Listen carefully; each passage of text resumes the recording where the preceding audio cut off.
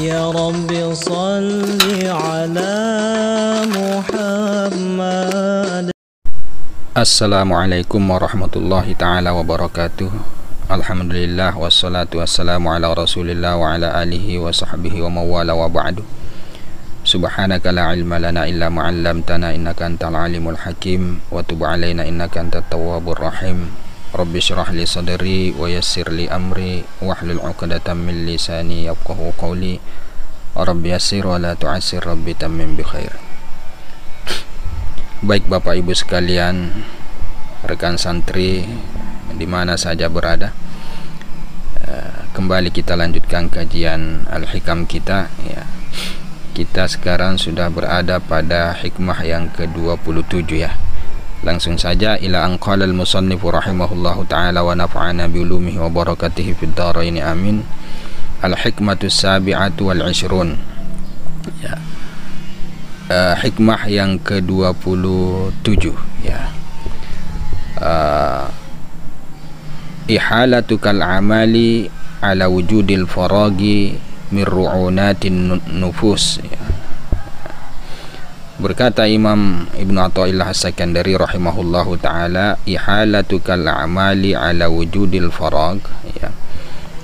Mengalihkanmu ya, al-amali ya, amalan-amalan itu ala wujudil faragi, ke atas adanya waktu luang.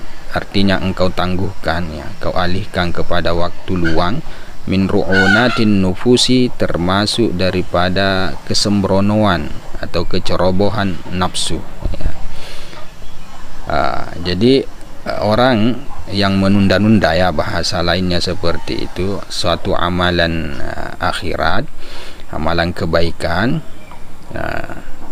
sampai, atau artinya ditunda-tunda sampai kepada waktu luang ya, min ru'unatin nufus, itu termasuk kata beliau keteledoran atau kesembronoan nafsu.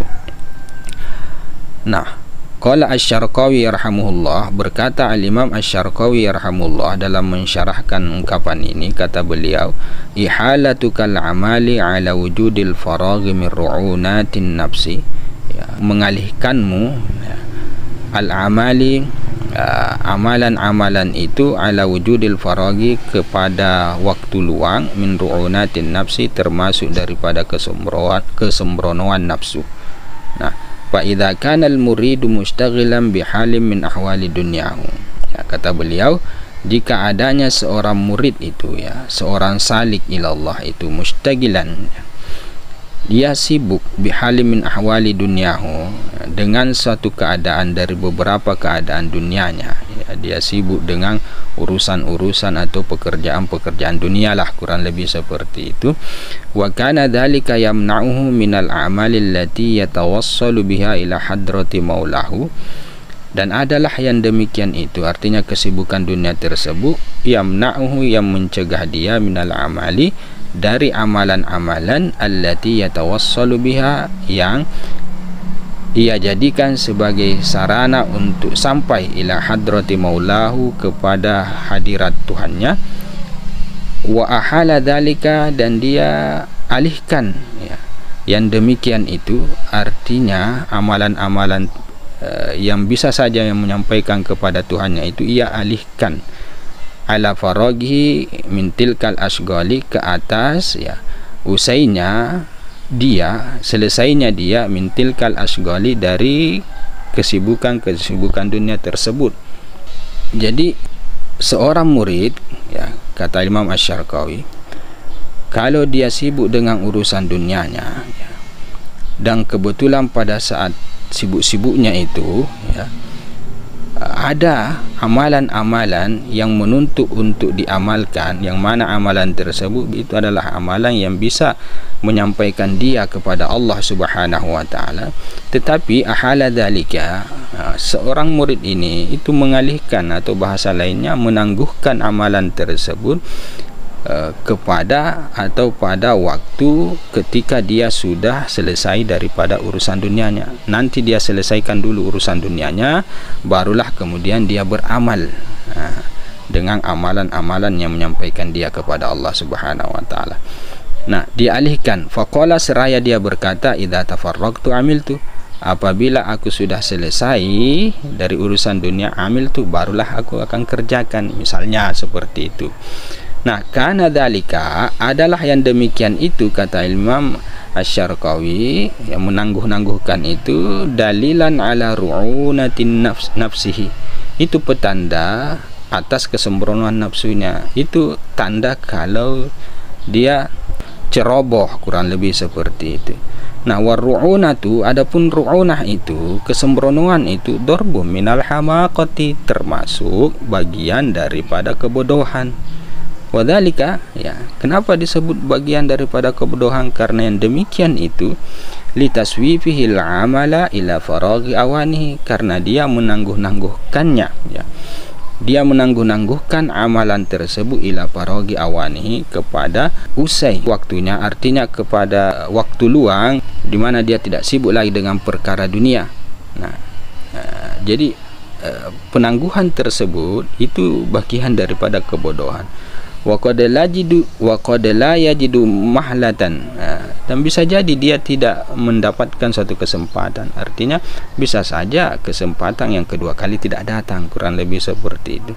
Bal yatakhattafahu al-mautu qabla dzalika, atau bisa jadi dia ditimpa kematian sebelum yang demikian itu, sebelum dia kerjakan amalan tersebut. Au yazdadu syughluhu, ataukah semakin sibuk dia, ya, bertambah kesibukannya, ya, bisa saja seperti itu, kata beliau. Jadi tidak boleh tidak, ketika ada peluang untuk melakukan amalan-amalan akhirat yang bisa menyampaikan kepada Allah Subhanahu wa taala, maka harus dilakukan, harus diamalkan. Masalah pekerjaan-pekerjaan dunia itu dinomor duakan, kurang lebih seperti itu. Lianna asghalad dunya, karena sesungguhnya kesibukan-kesibukan dunia itu yatada'a ba'duha ila ba'din, itu akan saling menyeru, akan saling memanggil sebagiannya kepada sebagian yang lain. Maksudnya kesibukan dunia itu akan melahirkan kesibukan-kesibukan dunia yang lain. Ketika kita lakukan kesibukan dunia yang lain itu lagi akan melahirkan kesibukan-kesibukan dunia yang lain. Nah, itulah sifat daripada kesibukan dunia. Apa dia? Ya tada'a, dia akan saling berkaitan, saling memanggil kesibukan-kesibukan yang berikutnya.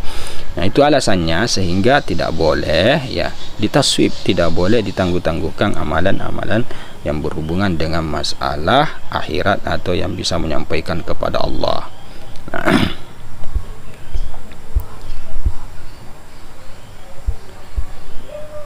Ya, mana tadi?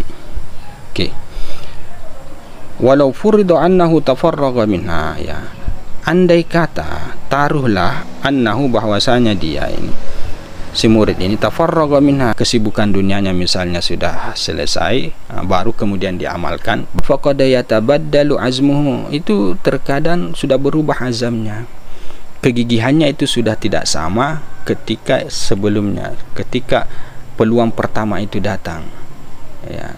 Jadi kata Imam Asy-Syarqawi, kalaupun memang, ya, dia mau tangguhkan kepada waktu luang dan kebetulan dia bisa atau dia punya waktu luang dan dia amalkan amalan yang sebelumnya itu menuntut untuk diamalkan, tetap kata beliau itu kegigihannya, ya, azamnya, ya, kegigihan kuatnya itu, tekadnya itu tetap tidak sama dengan yang sebelumnya di awal ketika pertama kali menuntut untuk diamalkan. Nah, itu tetap azamnya itu tidak akan pernah sama, kata beliau, ya.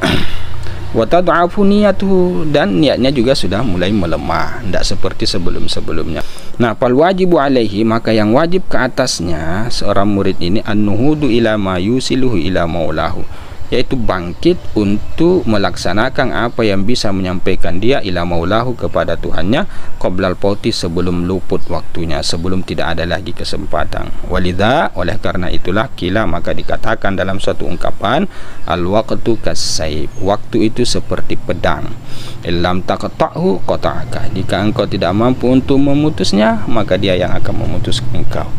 Nah, inilah ungkapan yang sama dengan ungkapan Imam Ibnu Athaillah di sini dalam hal ini, bahwa ketika tidak diamalkan amalan tersebut, pada waktunya pertama kali dia menuntut untuk diamalkan tidak dilakukan, maka ya bisa jadi dia tidak akan kembali lagi, artinya tidak ada lagi kesempatan yang kedua. Nah, inilah yang dimaksud waktu itu seperti pedang. Kalau tidak diputus ia, artinya kalau tidak dilaksanakan dia, ya, ketika amalan tersebut itu menuntut, maka bisa saja dia yang akan memutus, dalam arti yang tidak akan ada lagi kesempatan setelahnya. Kurang lebih seperti itu. Khair, sampai situ saja dulu. Hada wabillahi taufik. Subhanakallahumma bihamdika asyhadu an la ilaha illa anta astaghfiruka wa atubu ilaik. Assalamualaikum warahmatullahi taala wabarakatuh. يا رب صل عليه وسلم